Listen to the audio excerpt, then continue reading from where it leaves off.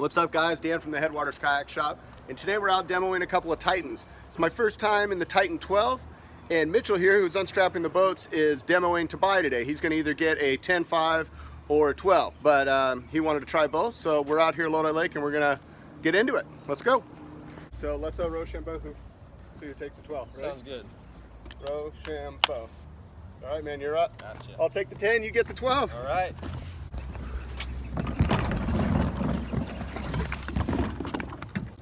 So you just unhook the bungee, drop the drive down, lock it in place. This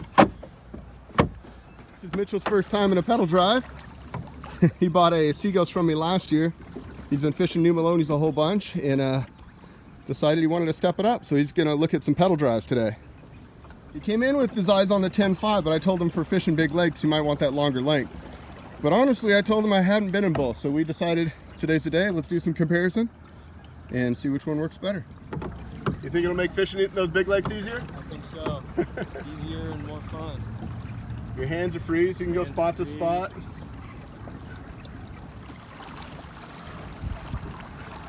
Got a quiet drive system.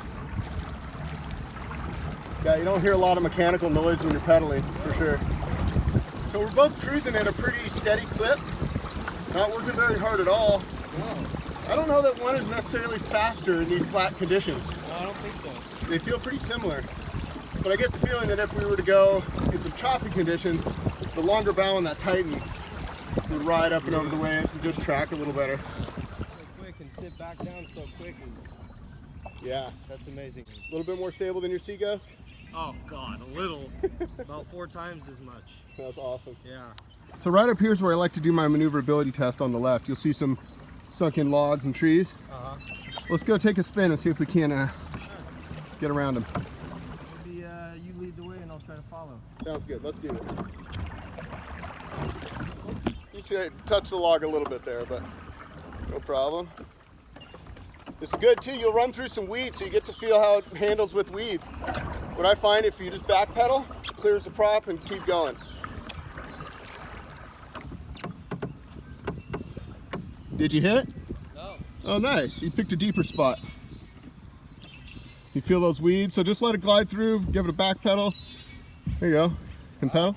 That's pretty nice. Yeah, it's not a big deal as long as you plan ahead. Right. If you just spin through the weeds, that's when you get in trouble, but Get stuck and caught up. Okay. that's it. That is nice. That wasn't bad at all.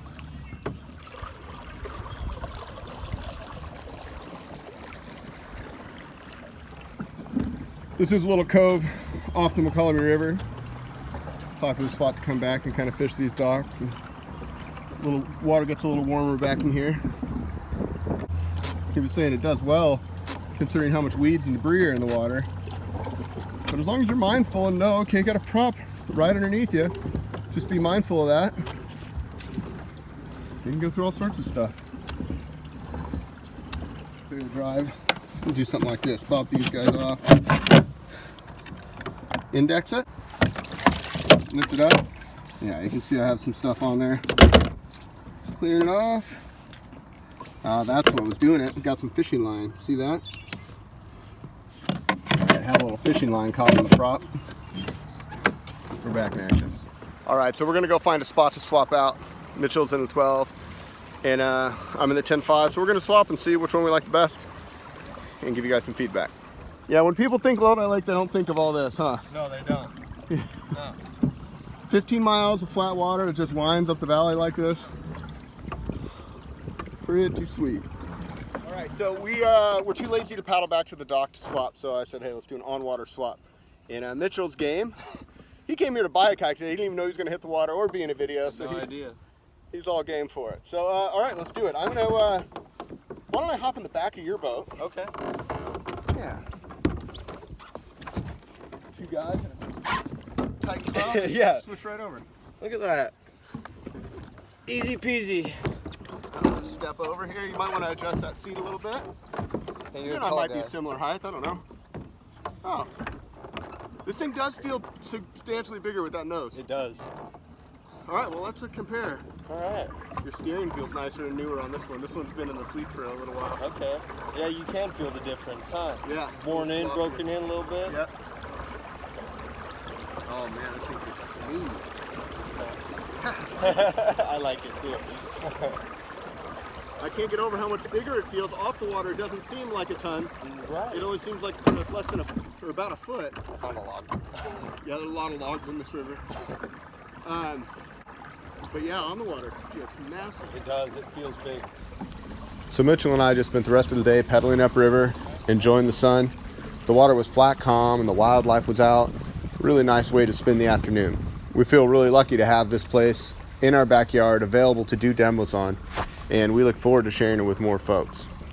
So yeah, we paddled them back to back. We both got to try both, and just wanted to, I haven't even asked Mitchell his thoughts yet, but give me your feedback on the two boats. Like, which one are you going to decide to take home today, you think? Well, so first I tried the 12, and initial thoughts were just night and day from being in a paddle kayak, upgrading to something that you can actually just have the room and comfort to want to fish out of all day is just absurdly different.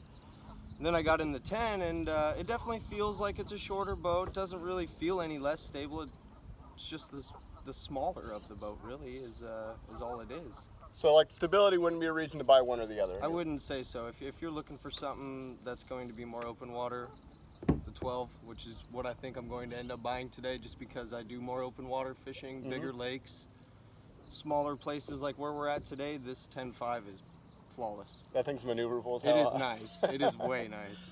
That's cool. So, yeah, I think speed-wise, I don't notice them being enough different to say, yes, definitely, if you need to go fast, buy the 12. I bet that would change if we were in choppy water or windy conditions. agreed. I think this is going to grip more and go straighter. Yeah. But out here on flat water today, I'd say 6 of one, half dozen of the other. Yep. I agree. I think if you're like 275 pounds or bigger, that you may notice more stability in the 12. It does. Definitely. I mean, it's ridiculously stable. It is. It's unreal. But at our weights, I'm 225. What do you weigh? I'm only 145 pounds, so I'm a pretty light, skinny guy. He could dance around on either of these. I can. Yeah. Either of them. I could probably walk back and forth, and it's all gravy. Yeah. Yeah. I think the biggest difference is that front hatch. The fact that you can have access, have your rod nice. stored inside there, have whatever you need, and real easy access. That is nice. On the yeah. 10.5, you have to like pop a lid open, and you don't have as much storage. Right. I think as far as tackle storage goes, that gives you a lot of versatility. Definitely. Other than that, you guys, They're real close. It's hard. It's just that if you want to spend the extra couple $100, pretty much is all it is. yeah. If you're willing to do so, I would upgrade. If you kind of want to save the money, then go with the 10.5. I mean, for $2,500, it's still the best kayak under $2,500. I don't think you can have it beat right now. No yeah, way. I really don't. If you guys disagree, leave it in the comments. You know, this is a community page. We love to hear your thoughts. Yeah. It's good to have this conversation going. Last thing we should talk about real quick is the water on the deck. Your boat has a little bit of water. I do. It does not have the gasket in. I would say, I'll show you a picture of it real quick, but I would say a 1/4 of an inch maybe. Yeah. Nothing to really write home about, but if it was an 8-hour day, you might have a little more. I do not have the gasket the Native sent me on this boat yet. I should have done that this morning. I just spaced it. This is the brand new boat with the gasket installed. 0 water, completely dry, and that's with us drag racing, doing everything dry. But let's show you his water real quick, just so you can see. We've been out here for about an hour and a half or so. And when I say water, I mean we're talking. And I'm wearing regular tennis shoes, and I'm dry. I'm still fine. So I've been standing in it and everything. So yeah, some people are not buying this boat because of that initial issue with water. And guys, I just don't think it's that big of a deal. And Native has addressed it with the gasket, and you can see on my boat with the gasket, not even a drip of water in here. Anyways, you guys, thanks so much for watching. This is Mitchell. He's going to be going home with a new Titan 12 today, sending us videos and photos and stuff. everything. Yep. All Big right. Fish, little fish, everything. All right. And yeah, this is Dan. Until next time, we're going to wish you happy paddling. We'll see you on the next one. See you guys.